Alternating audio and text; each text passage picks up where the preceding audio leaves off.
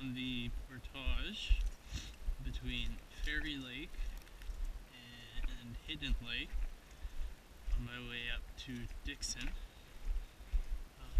I did this portage last year, so this doesn't come as a surprise to me, but I don't know if I have photos or not, or whether or not this is redundant. I still want to get a video of it. There are some pretty epic trees along this portage, and I believe the next one. A little ways along here. It's a pretty cool portage. There's been a lot of blowdowns since I was in here last fall, none of which have been cleaned up, but it's nothing, it's been too big of a deal. But the cool thing is, it seems like there's all these tall red pines right by the trail. They go towering into the sky, and then I guess a big windstorm came through here or something and just kind of gutted everything but the big red pines. Which you can kind of see here. Here's one. That's not even the biggest or anything, but you can see there's lots of fallen debris and there's a lot of sunlight coming through. So it's kind of a cool effect. With just these red pines standing alone, like that one's pretty fucking epic. And then all the smaller trees and stuff have been broken off. Actually, a lot of the tops of these red pines have been blown down since I was last through here. That's a really cool one that had fallen right on the trail. It was probably the top 20-30 feet of the tree. It'd come down. Despite being open like this and sunny, it's still a pretty buggy portage. I remember that from last year, and that has not changed. Expect the same from the next one. Oh, this might be it here. There's this big tree.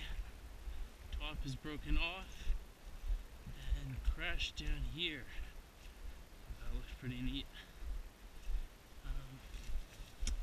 So yeah, I would recommend these portages. They're very neat. Cool scenery.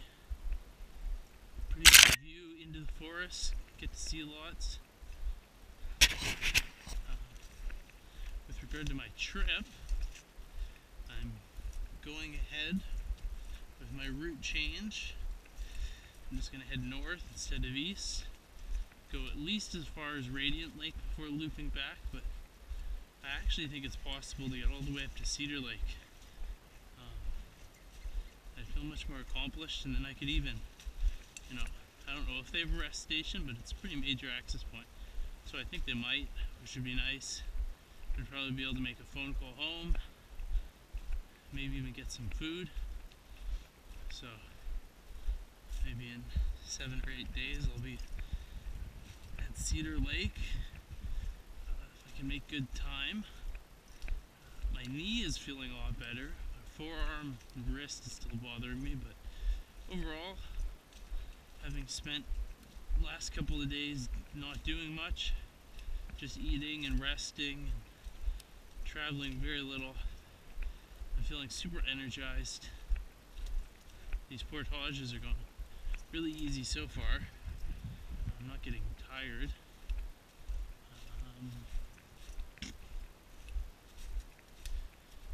Yeah, the wind was really bad coming up McCaskill this morning, which was kind of fun. Big waves coming straight on, kind of blowing my canoe this way and that, so that was kind of a challenge as far as paddling. I was happy to see that my paddling skills had improved enough that I was able to consistently go forward and make progress. So that's that for me.